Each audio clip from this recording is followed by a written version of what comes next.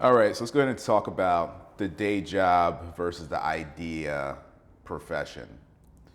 A lot of actors, a lot of creatives feel like, okay, this job is holding me back from living the life I want to live. I want to work in this said field.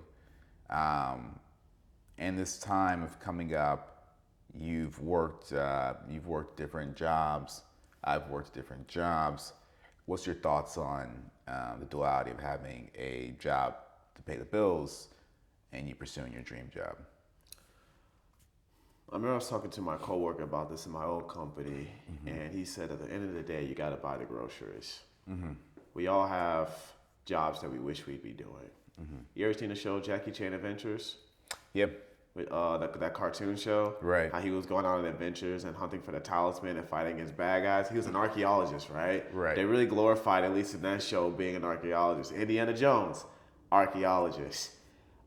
Growing up, I'm like, oh, I want to be an archaeologist. I get to go on cool adventures. I'll make a lot of money. I get to meet all these cool people. I get to fight against bad guys, yada, yada, yada. Right. Until you get older, you realize that archaeologists don't make anything. And it's Oh, nothing wow. like it is on TV. It's actually a very, very boring job. And they just glorify it in order to just make it more appealing. But I say that to say, that would have been as a kid, that was my dream job. Right. Right. And then I realized, well, I'm going to be broke.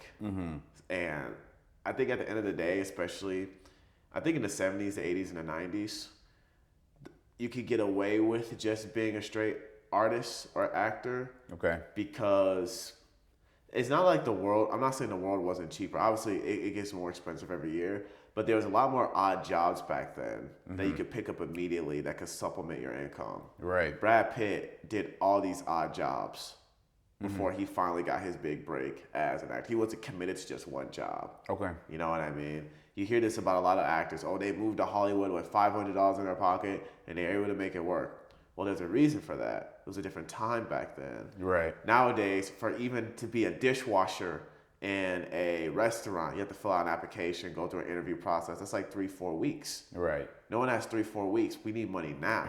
You know what I'm saying? Back then, my bad. My friend's dad used to be able to go into a store and just ask for a job and then hire him on the spot. So basically what I'm saying is that this whole narrative of people moving to LA with $500 in their pocket making it work, like that's a very outdated method. And the reason I bring that up is because the 9-to-5 job is important. Having a job in general is important. You need money, you need income, you need to survive. And unless you're a full-time working actor, which is not a lot of us, which is only like what 4%. You need a job. You need to have a job. You just have to find. And here's the hard part: you need to find a job that's flexible enough with your acting schedule, where you can go to acting class, where you're able to call off or get your shift covered, so you can go fulfill a job. But I think no matter what, I've seen working actors out here in Chicago, and they're struggling. Just working actors, and they're struggling. Yeah. But yeah, how do you feel about this? Yeah. I want to go on a couple points. The first thing was how, Brad Pitt came out here, worked several different jobs. You can work several different jobs out here when you jump out here, but at the same time is even the litigation process of onboarding an employee has extended itself. So, you notice that through each decade, the 90s, you really could just hop into any job. You could just go for the most part and, go wash dishes somewhere and get paid out in cash. But as time went on, litigation, process of onboarding has increased, and also just the government wanting their tax money. There's a lot less holes of just jumping into a job and jumping from their job to their job. So with that alone, it's harder to just jump into things. Now I came out to LA initially with $3,100,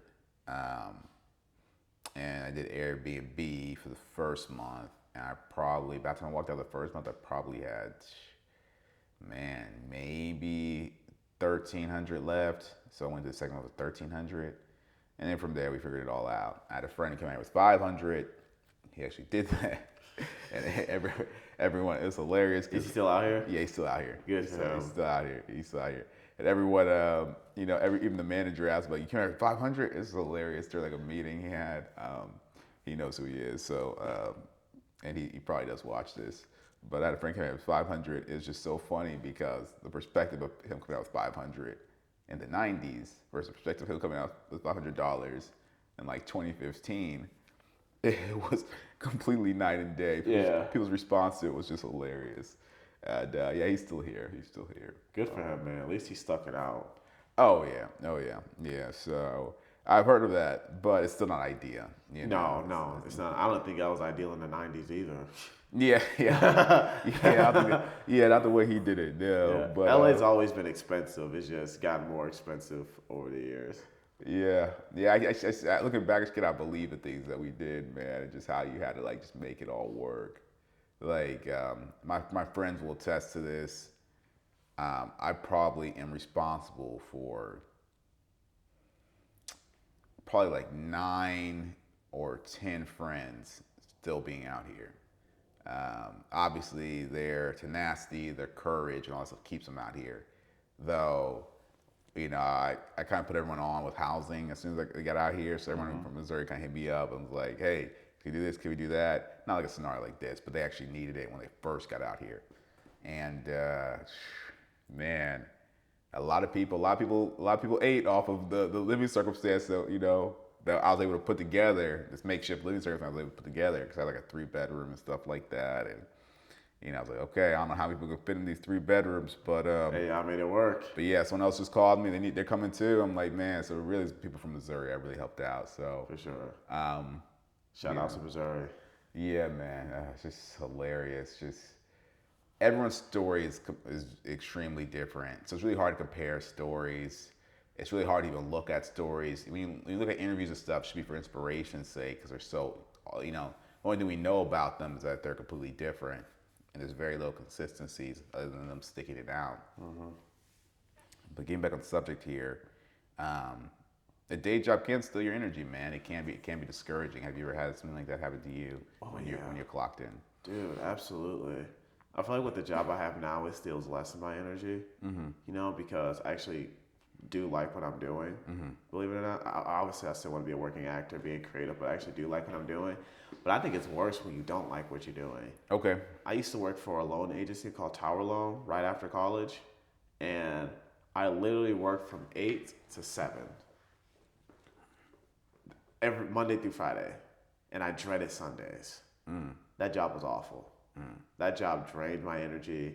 I was barely able to make it to acting class on Mondays back at Missouri.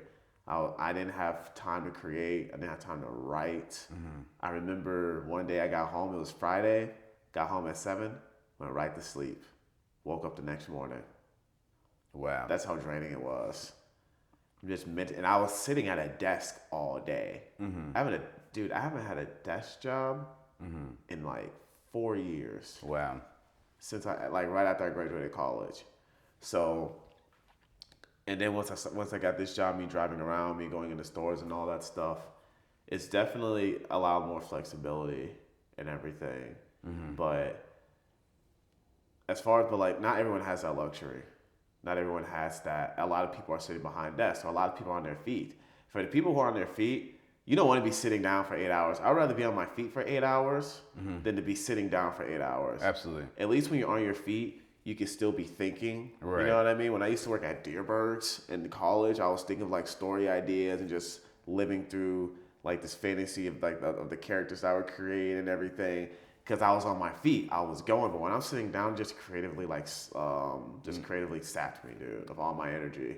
Yeah, there's no way I can do it. There's no way I can do an indoor job. No. There's no way I can do an indoor job where I'm just like in these 4 walls for 8 hours, dude. There's no way. That's basically school. Yeah, I'd be jobless, man. There's no way. I'd be hustling it. I'd just be trapping, man. There's no way.